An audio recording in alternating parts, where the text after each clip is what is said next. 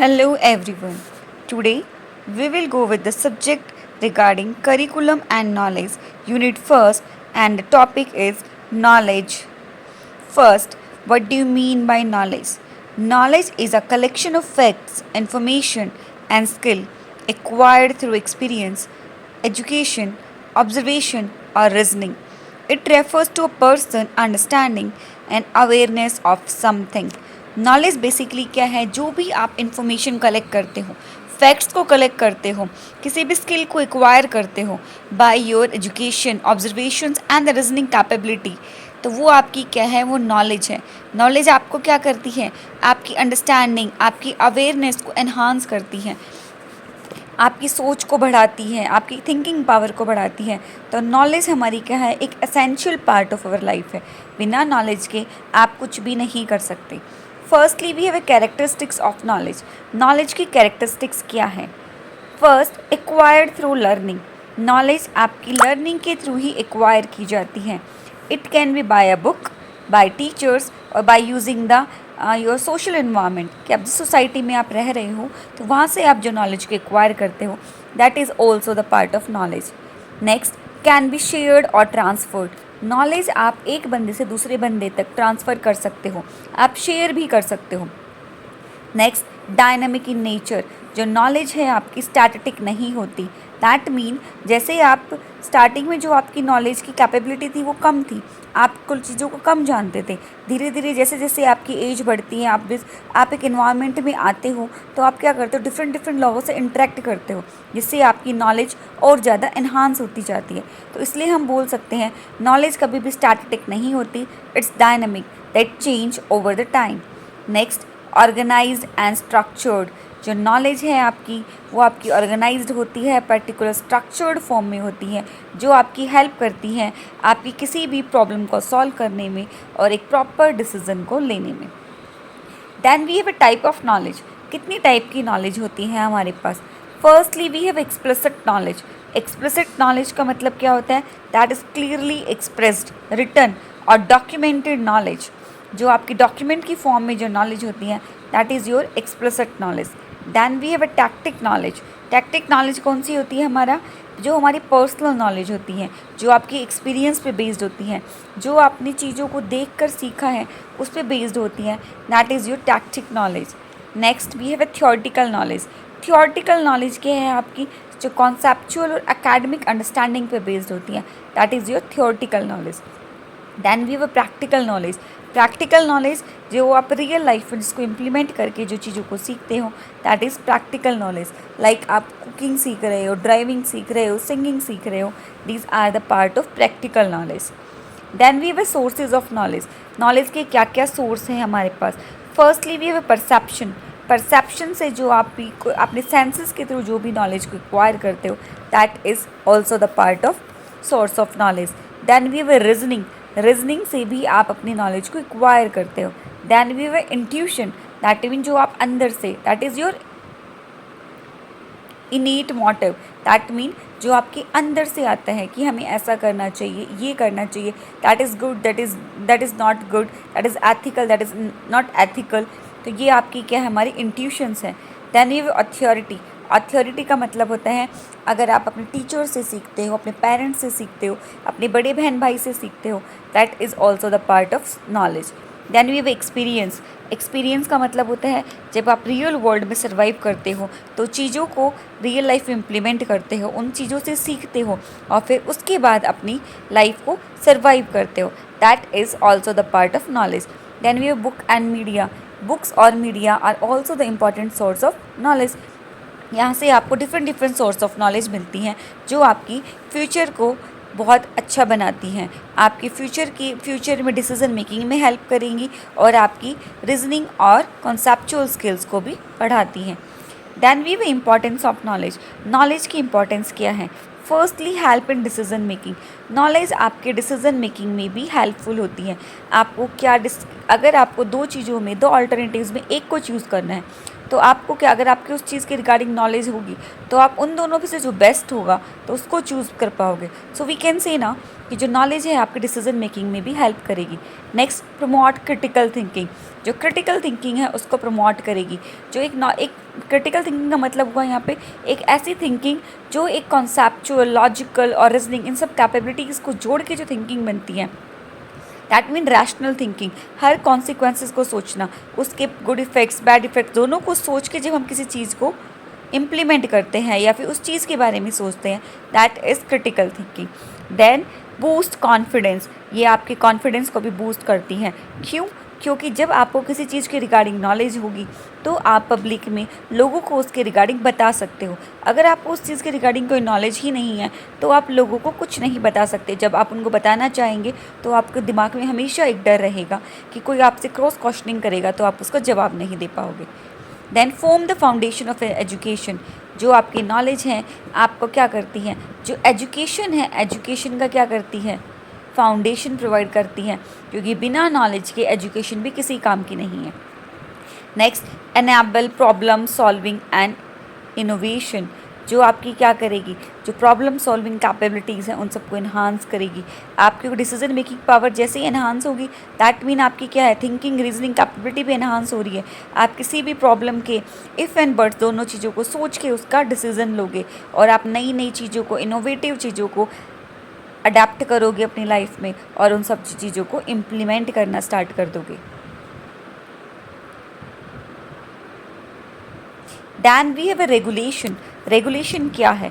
Regulation refer to rules and laws और guidelines established by the governing authority to control, guide or manage the behaviors. Regulation ensure order, safety, fairness and the compliance in the society or institutions.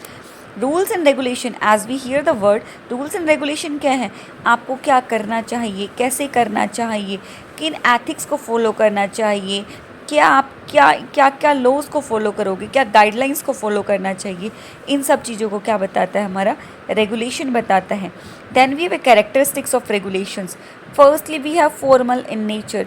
जो rules and regulations हैं, as we know commerce में क्या होता है, हमारा article of association होता है companies में। उसमें क्या होता है, कंपनी को क्या क्या रूल्स एंड रेगुलेशंस को फॉलो करना है, उन सब चीज़ों के बारे में बताते हैं। वैसे ही हमारी क्या है, कॉन्स्टिट्यूशन ने हमें क्या बता रखा है, कॉन्स्टिट्यूशन से हमारी राइट बता रखी है, हमारी ड्यूटीज़ भी बता रखी है। तो हमें बता रखा है ना कि हमें क्या करना चाहिए, क्या नहीं करना चाहिए। तो हम बोल सकते हैं ना, ये आपका क्या है, हमारा एक लीगल डॉक्यूमेंट है, एक ऑफिशियल अथॉरिटी द्वारा बनाए जाते हैं रूल्स एंड रेगुलेशन। किसी भी ऑर्गेनाइजेशन में जब भी आप काम करने के लिए जाते हो तो हर ऑर्गेनाइजेशन के कुछ रूल्स एंड रेगुलेशंस होते हैं, जो आप काम करोगे तो आपको उन सब चीज़ों को फॉलो करना पड़ता है। Next we have binding and enforceable. That mean आप चाहो या ना चाहो, आपको रूल्स एंड रेगुलेशन अच्छे लगते हो या ना लगते हो, बट वो आप पे बाइंड होंगे ही होंगे। आपको उन क्राइटेरियाज़ में रह के ही काम करना पड़ेगा, क्योंकि कोई भी नहीं चाहता कि उन पे कोई भी बाउंडेशंस लगे, कोई भी रूल्स एंड रेगुलेशंस लगे। तो क्या है, रूल्स एंड रेगुलेशंस आपकी मर्ज़ी से नहीं होते, ये वॉलंटरी नहीं होते, दीज आर मैंडेटरी, जो आपको फॉलो करने ही करने पड़ते हैं। Next, promote order and the fairness. एक ऑर्डर को प्रमोट करेंगे और ट्रांसपेरेंसी रखेंगे, फेयरनेस रखेंगे, कोई भी ऑपेकनेस नहीं होगी। दैट मीन कभी भी विंडो ड्रेसिंग की प्रॉब्लम होना, या फिर क्या होगा, ऑर्गेनाइजेशन में कॉन्फ्लिक्ट्स की प्रॉब्लम होना, या फेवरेटिज्म वाली प्रॉब्लम होना, इन सभी प्रॉब्लम का सोल्यूशन प्रोवाइड करेंगे। Next, aimed at protecting public interest. Public के इंटरेस्ट को भी प्रोटेक्ट करने का काम करेंगे, क्योंकि रूल्स एंड रेगुलेशन सिर्फ जनरल पब्लिक के लिए नहीं बनाए जाते, ये हाई अथॉरिटीज़ के लिए भी बनाए जाते हैं। उन सबको भी रूल्स एंड रेगुलेशंस का फॉलो करना पड़ता है। तो हम बोल सकते हैं ना कि जो रूल्स एंड रेगुलेशंस है वो क्या करेंगे, जो जनरल पब्लिक का इंटरेस्ट है उन सबको भी क्या करेंगे, प्रोटेक्ट करेंगे। कोई भी पॉलिटिशियन या कोई भी बिजनेसमैन किसी भी जनरल पब्लिक के इंटरेस्ट को, उसकी लाइक्स एंड डिसलाइक को क्या नहीं कर सकता, हार्म नहीं कर सकता। जो हमारी राइट्स हैं उन सब का क्या नहीं कर सकता, हनन नहीं कर सकता।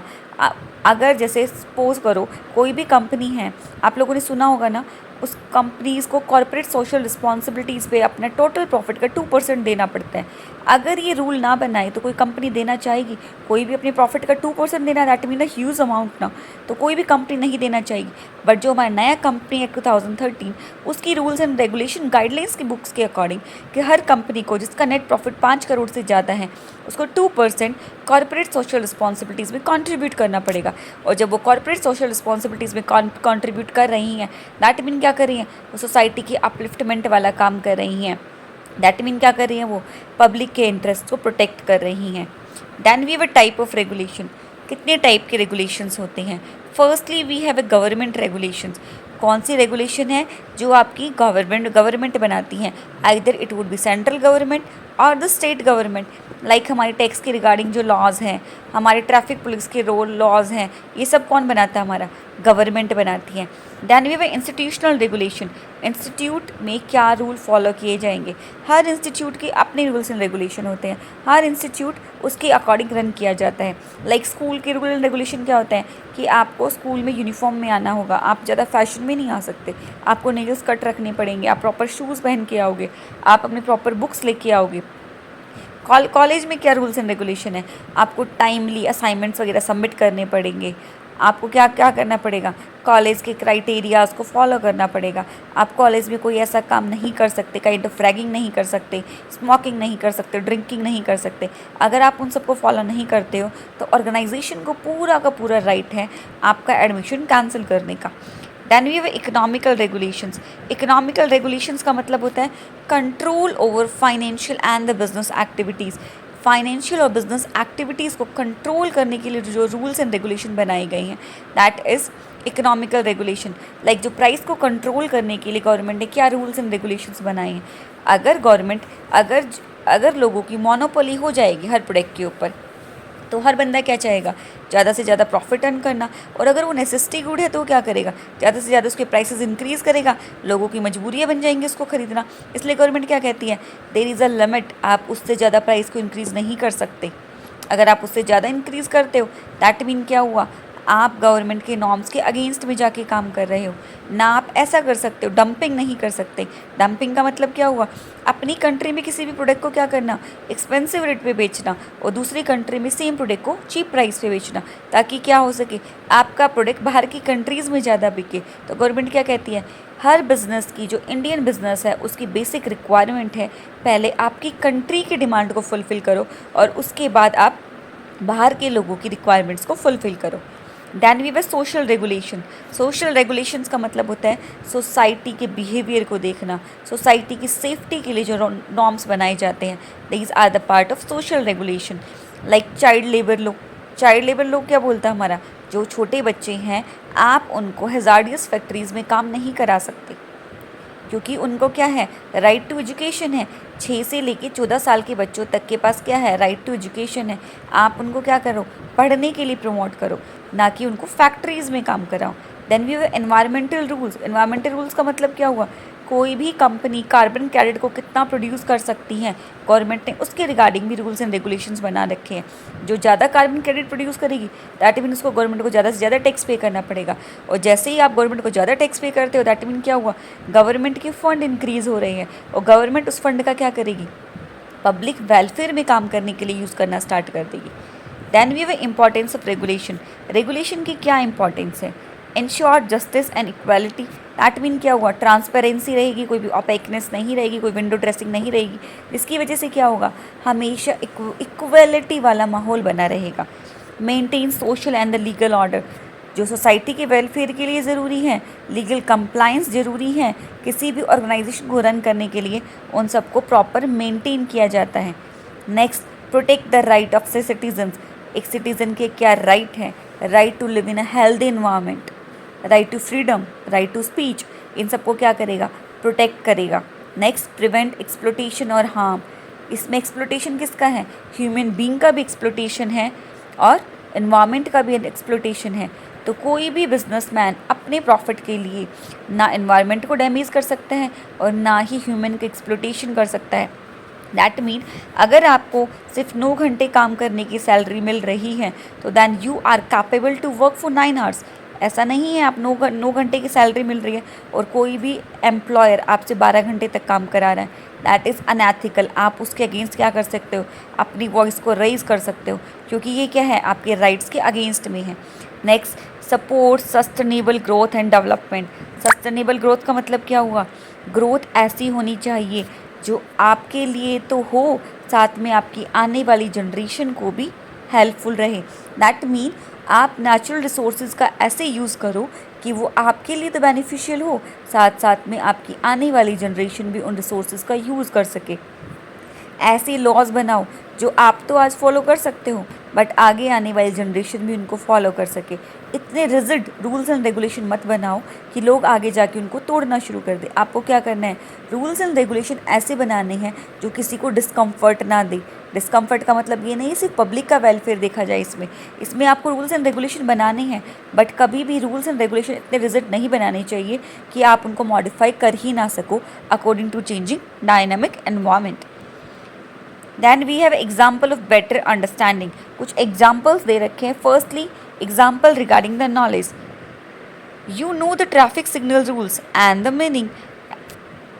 इसका मतलब क्या हुआ, आपको ट्रैफिक सिग्नल क्या होता है। 3 लाइट्स होती हैं, red light, yellow light and the green light. इन तीनों का मतलब पता है। आप रोड पे अपनी गाड़ी ड्राइव करें तो आपको पता होना चाहिए रेड लाइट का मतलब क्या है, रुक जाओ। ग्रीन लाइट का मतलब क्या, आप जा सकते हो। Next, regulation. The government laws that you must stop at a red light is a regulation. Breaking is a result in a fine.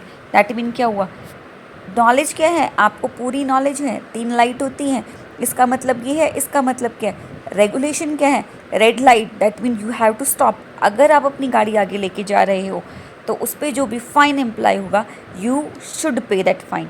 ये आपकी क्या है, मॉरल रिस्पॉन्सिबिलिटी है, क्योंकि आपने गवर्नमेंट के रूल्स एंड रेगुलेशन को प्रॉपर फॉलो नहीं किया। तो अगर आप उन रूल्स एंड रेगुलेशन को क्या कर रहे हो, तोड़ रहे हो, तो आपको क्या करना पड़ेगा, फाइन पे करना पड़ेगा गवर्नमेंट को।